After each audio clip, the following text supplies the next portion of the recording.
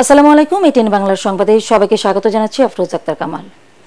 বন্যায় এ পর্যন্ত 15 জনের মৃত্যু হয়েছে। পানি কমলেও মানবিক ও সামাজিক বিপর্যয় শুরু হয়েছে দুর্গত জেলাগুলোতে। 3 দিন ধরে বিদ্যুৎবিহীন ফেনীর বন্যা কবলিত বহু দোকানবাড়ি লুট ও ডাকাতি হয়েছে রাতে। যোগাযোগ বিচ্ছিন্ন থাকায় রাস্তায় আটকে আছে শত শত ত্রাণবাহী গাড়ি। আশ্রয় শিবিরে খাবারের জন্য চলছে হাহাকার। যদিও হেলিকপ্টারে শুকনা ও রান্না করা খাবার পৌঁছানোর চেষ্টা করছে সেনাবাহিনী। আরো জানাচ্ছেন কেরামতুল্লাহ বিপ্লব। বিপর্যস্ত জেলা ফেনীর ৮০% সড়ক মহাসড়ক এমনকি শহরের অলিগলিও ডুবে আছে বুক সমান পানিতে। 3 দিন ধরে এ পরিস্থিতিতে ভেঙে পড়েছে অনেক পাকা স্থাপনা। বহুতল ভবনে থাকাও আর নিরাপদ মনে করছেন না শহরবাসী। কিন্তু স্কুল, কলেজ, মাদ্রাসা কিংবা সরকারি বেসরকারি আশ্রয়কেন্দ্রে তিল ধারণের ঠাঁই নেই। ফেনীর অন্তত 10 লাখ মানুষ এই মুহূর্তে আছে আশ্রয়কেন্দ্রে। বাড়িঘর ছাড়ার অপেক্ষায় আছেন আরও কয়েক লাখ। বাথরুম, গোসলের সুযোগ নেই, রান্নার বন্দোবস্ত নেই। কেউ অসুস্থ হলে তাকে হাসপাতালে নেওয়া যাচ্ছে না, সেখানেও পানি উঠেছে। এমনকি কারো মৃত্যু হলেও সেই লাশ দাফন কাফন করাও কঠিন হয়ে পড়েছে। কিছু বার করতে পারি না। এই দেন খালি এসে 11টার সময় গুলগুলে ঘরে ঢুকি পানি দূর হয়ে গেছে। যারা যেখানে অন্তত ন্যূনতম একটু খাবার ব্যবস্থা করা, যে এককভাবে তো এটা সম্ভব না।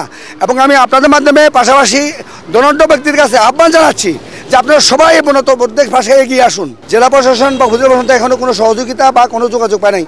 কবর খোঁড়ার মতো শুকনো মাটি নেই ফেনীর বেশিরভাগ এলাকায়।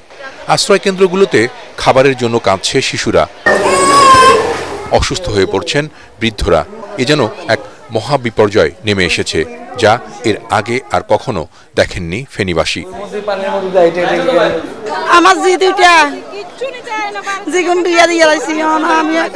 ঘর তো ডুবে গেছে, ঘর থেকে আরেক জায়গায় গেছি বাঁচার জন্য, সেইখানেও ডুবে গেছে।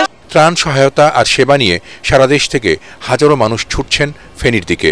যে যা পারছেন তাই সাথে করে নিয়ে যাচ্ছেন, কিন্তু এর বেশিরভাগই প্রকৃত ক্ষতিগ্রস্তদের কাছে পৌঁছানো যাচ্ছে না। থই থই পানি চারিদিকে, রাস্তাঘাট সব ভাঙা। নৌকা, ট্রলার কিংবা স্পিডবোট যে যেখানেই পারছেন ব্যবহার করছেন পানিবন্দী মানুষকে উদ্ধারের জন্য। কেউ যাবেন না, পানির স্রোত অনেক বেশি। একেবারে দুর্গত এলাকাগুলোতে বৃহস্পতিবার থেকেই শুকনো খাবার ও জরুরি ত্রাণ সহায়তা হেলিকপ্টারে পাঠাচ্ছে সেনাবাহিনী, র্যাব সহ বিভিন্ন সংস্থা। সেনাবাহিনী প্রধান জেনারেল ওয়াকার উজ্জামান নিজেও শুক্রবার ঘুরে দেখেছেন ফেনীর পরশুরাম উপজেলার বেশ কিছু এলাকা। পরিস্থিতি কিভাবে মোকাবেলা করা যায় তার নির্দেশনাও দিয়েছেন তিনি। ওদিকে বন্যার পানি নামতে শুরু করেছে চট্টগ্রামের দুর্গত এলাকাগুলো থেকে। ফটিকছড়ির সুন্দরপুর সহ বিভিন্ন ইউনিয়নে আটকা পড়া লোকজনকে উদ্ধার করছে সেনাবাহিনী সহ বিভিন্ন সংস্থার স্বেচ্ছাসেবীরা।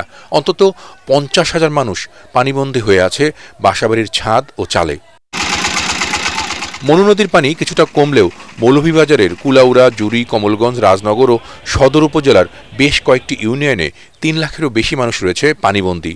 স্থানীয় প্রশাসন জানিয়েছে জেলার অন্তত 40টি ইউনিয়নের 450টি গ্রাম প্লাবিত হয়েছে এবারের বন্যায়। 98টি আশ্রয়কেন্দ্র খোলা হয়েছে। দুর্গত বেশিরভাগ এলাকায় 2 দিন ধরে বিদ্যুৎ নেই, বিচ্ছিন্ন হয়ে গেছে মোবাইল নেটওয়ার্ক। কলাগাছ, বাঁশের ভেলায় পানিতে গবাদি পশু ও হাঁস মুরগি নিয়ে ভাসছে অনেক পরিবার। কেরামতুল্লাহ বিপ্লব, এটিএন বাংলা। খাগড়াছড়ির বন্যা পরিস্থিতির উন্নতি হয়েছে, সেখানকার সর্বশেষ পরিস্থিতি জানাচ্ছেন প্রতিনিধি আবু দাউদ। আমি যেখানটা এখন দাঁড়িয়ে আছি জেলা শহরের শান্তিনগর এলাকায়। শান্তিনগর এই জায়গাটিতে যে গ্রামীণ সড়কটি রয়েছে সেটি কিন্তু বন্যার কারণে ব্যাপক ক্ষতিগ্রস্ত হয়েছে, যান চলাচল ব্যাহত হয়েছে। শুধু শান্তিনগর নয়, খাগড়াছড়ির বিভিন্ন এলাকায় বিশেষ করে গ্রামীণ সড়কগুলোর বেহাল দশা হয়েছে, সেগুলো ভেঙে গেছে। অনেকগুলো ব্রিজের অ্যাপ্রোচ ভেঙে গেছে, ফলে যান চলাচল ব্যাহত হচ্ছে। এর বাইরে যদি বলি যে বন্যার কারণে খাগড়াছড়ির সাথে রাঙামাটি, লংগদু এবং বাঘাইছড়ি সড়ক যোগাযোগ বিচ্ছিন্ন ছিল, সেটি চালু হয়েছে। এছাড়া গতকাল রাতে পাহাড় ধসের কারণে সড়ক যোগাযোগ বিচ্ছিন্ন হয়ে যাওয়ার পরে খাগড়াছড়ি ঢাকা সড়কে যান চলাচল আবার সকাল থেকে শুরু হয়েছে। পরবর্তী সংবাদ দেখার আমন্ত্রণ জানিয়ে এখনকার মতো শেষ করছি। এটিএন বাংলা সংবাদ ইউটিউবে দেখতে ব্রাউজ করুন youtube/ATN Bangla News। ধন্যবাদ সবাইকে।